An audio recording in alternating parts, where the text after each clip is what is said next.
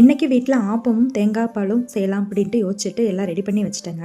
ஆனால் எங்கள் வீட்டில் வந்து வேண்டாம், நான் சிக்கன் எடுத்துகிட்டு வரேன், கிரேவி மாதிரி வச்சிரு அப்படின்ட்டாங்க.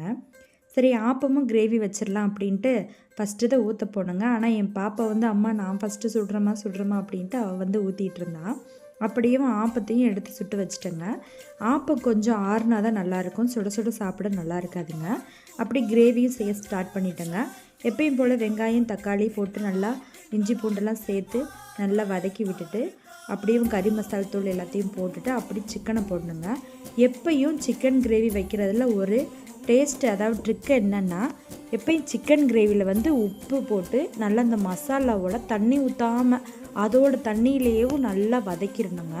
இப்படி வதக்கிட்டா அந்த உப்பு வந்து ஆழம் அந்த கறியோட அடி ஆழத்து வர போயிருங்க. ஆனால் நம்ம சாப்பிடும்போது அந்த மசாலா டேஸ்ட்டு உப்பு டேஸ்ட்டு இதெல்லாம் சேர்ந்து சாப்பிடவே அல்டிமேட்டாக இருக்குங்க. யாரெல்லாம் நீங்கள் ட்ரை பண்ணி பார்த்துருக்கீங்க. அதுக்கடுத்து தேங்காய் அரைச்சி ஊற்றினாலோ அப்புறம் தண்ணி கொஞ்சம் சேர்த்தாலோ அது அந்த டேஸ்ட் வந்து மாறாதுங்க. நீங்களும் ட்ரை